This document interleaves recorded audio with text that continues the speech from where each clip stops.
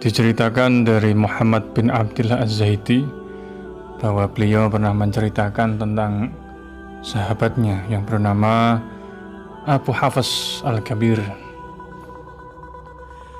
Temannya itu telah meninggal dunia. Lalu beliau, Syekh Muhammad ini, mensolatkan jenazahnya. Setelah usai mensolatkan, kemudian dalam kurun waktu sekitar 8 bulan beliau belum pernah sama sekali berziarah ke makamnya. Kemudian pada satu saat beliau berziarah ke makam temannya tersebut. Lalu beliau tertidur pada suatu malam.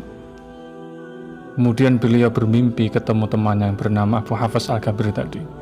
Dan ternyata temannya tersebut dalam mimpinya itu wajahnya berubah dan berwarna kekuning-kuningan.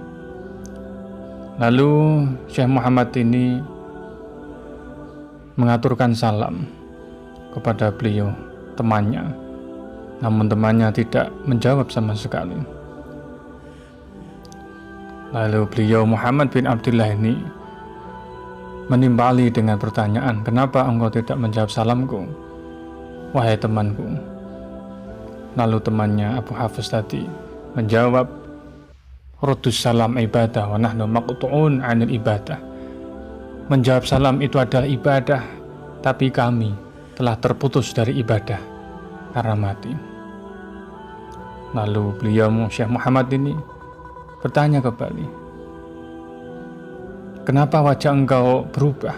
Tidak seperti ketika engkau masih hidup. Padahal engkau itu adalah temanku yang sangat tampan." Kemudian temannya menjawab, "Ketika aku diletakkan di dalam kuburku, datanglah sesosok malaikat yang berdiri di atas kepalaku. Kemudian sang malaikat itu berkata kepadaku, 'Ya Syekhossu, wahai guru yang buruk, wahai ulama yang buruk, wahai kiai yang buruk, wahai ustadz yang buruk.' Dan sang malaikat itu menghitung dosa-dosa saya dan kejelekan perbuatanku ketika masih hidup. Lalu kemudian malaikat itu memukulkan sebatang kayu kepadaku, maka jasadku terbakar. Kemudian kuburanku berkata kepadaku, 'Apa engkau tidak malu kepada Tuhanku?' Lalu kuburan tersebut menghimpitku hingga tulang-tulangku remuk semuanya. Dan siksaan itu terus saya alami di dalam kuburku hingga memasuki bulan Sya'ban. Kemudian ada suara yang memanggil dari atasku, 'Ayyuhal malak, irfa'anhu,' wahai malaikat, angkatlah siksa darinya.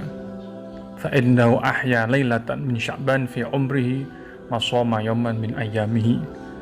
Karena dia itu pernah menghidupkan satu malam dari bulan Sya'ban dalam seluruh umurnya, dan dia pernah puasa satu hari di bulan Sya'ban tersebut.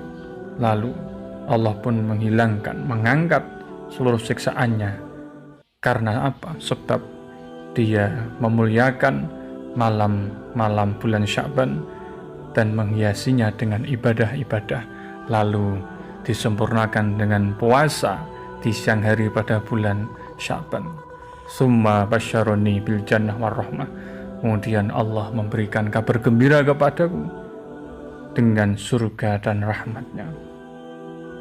Oleh karena itu Rasulullah SAW mengatakan, "Man ahya lailatal idain wa lailatan nisfi min Sya'ban lam yamut qalbu hina tamutul qulub."